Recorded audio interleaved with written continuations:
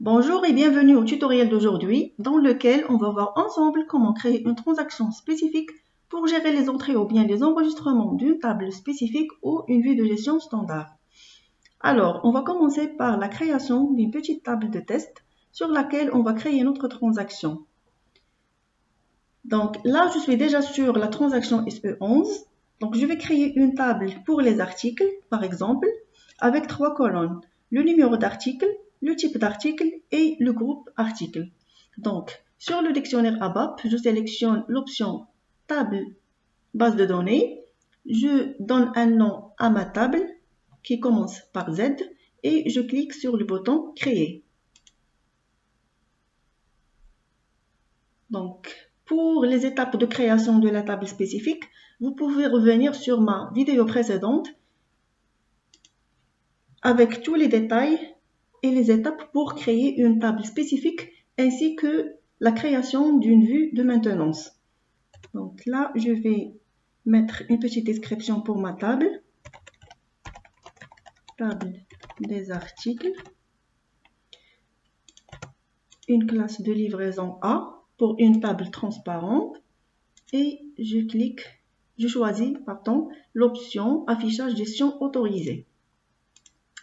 Pour les zones, on a dit déjà dans la vidéo précédente que le montant est obligatoire sur toutes les tables transparentes qui sont gérées par montant.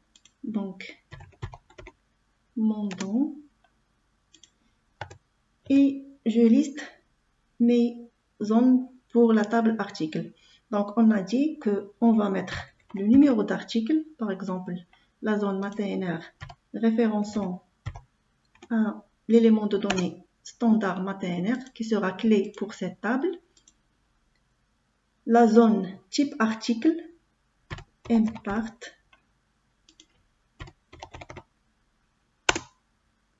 Là, j'utilise les éléments de données standard. Pour ces éléments de données, ils sont utilisés dans la table MARA pour information. Donc, le groupe, le MATKL.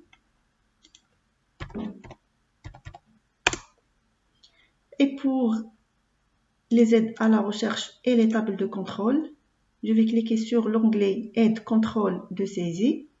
Et là, je peux mettre pour le type d'article, je vais mettre la table de contrôle, la T134.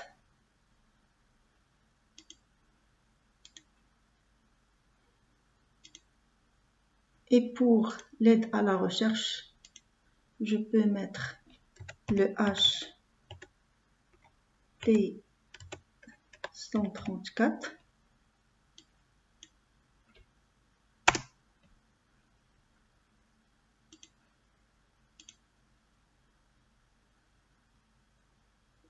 Et pour le groupe d'articles, je vais mettre aussi une table de contrôle qui est la T023 qui est proposée automatiquement par le système.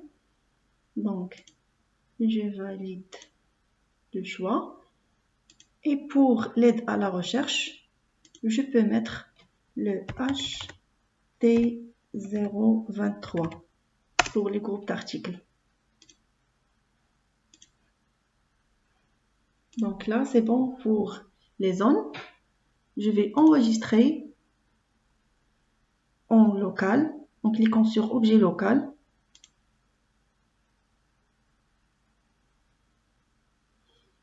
Maintenant, je passe aux options techniques pour ma table. Je vais mettre APPL0. C'est juste une table de test. Donc là, c'est pour les tables transparentes. Pour la catégorie, je vais mettre 0. Donc, on n'aura pas un grand volume pour les données. Donc, juste de 0 à 9000 par exemple. Et j'enregistre les options techniques. Maintenant, je vais revenir sur ma table et je vais activer.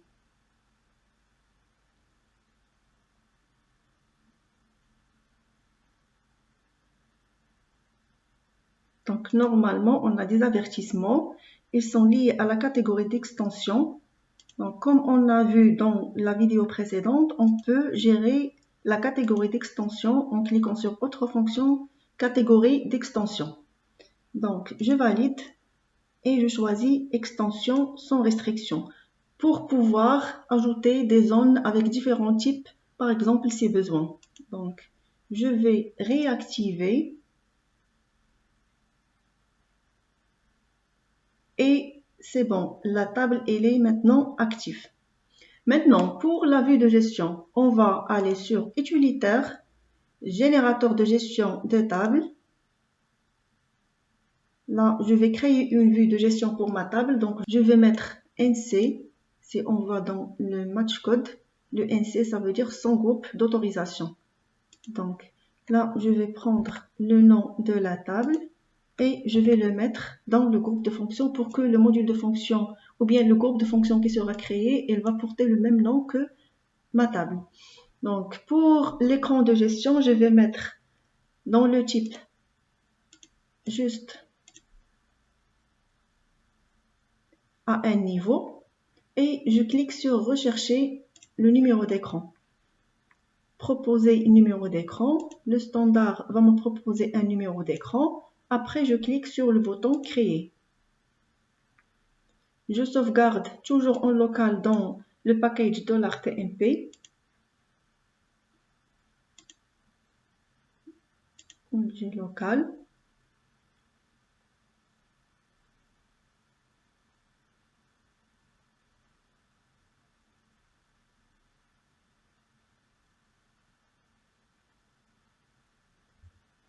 La génération de la vue de maintenance prend un peu de temps.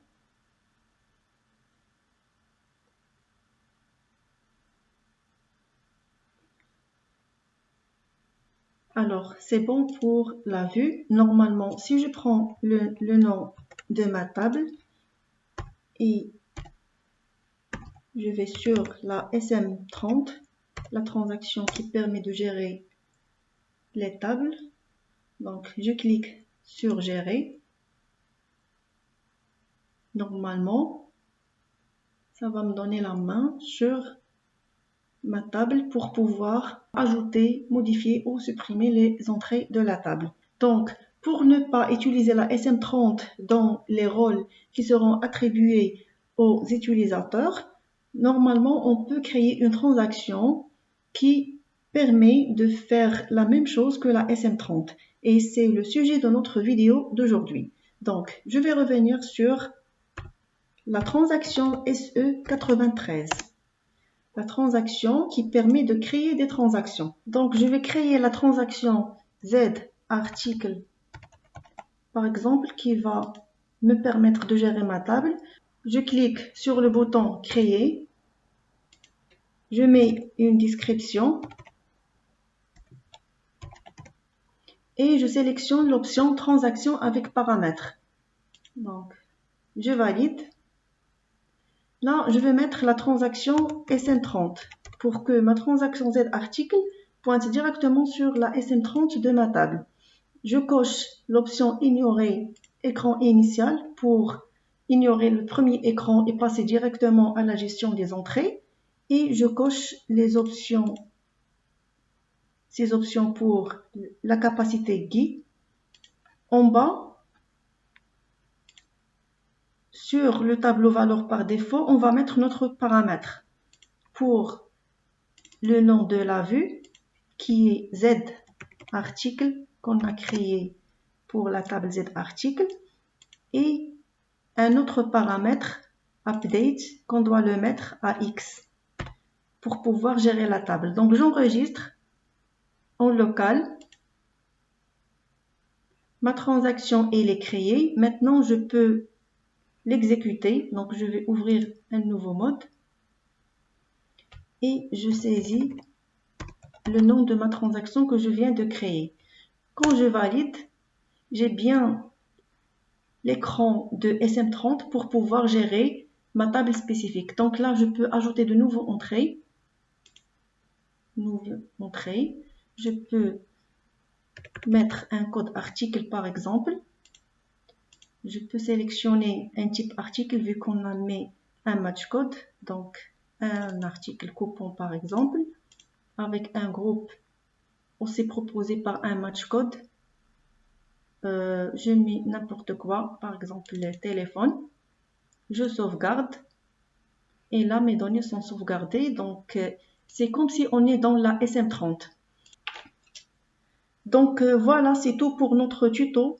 Je vous donne rendez-vous dans une prochaine vidéo. Et comme d'habitude, tous vos commentaires ou suggestions sont les bienvenus. Donc, si vous avez des questions ou des choses qui ne sont pas claires pour vous, n'hésitez pas de laisser des comments. Merci beaucoup pour votre attention et à très bientôt.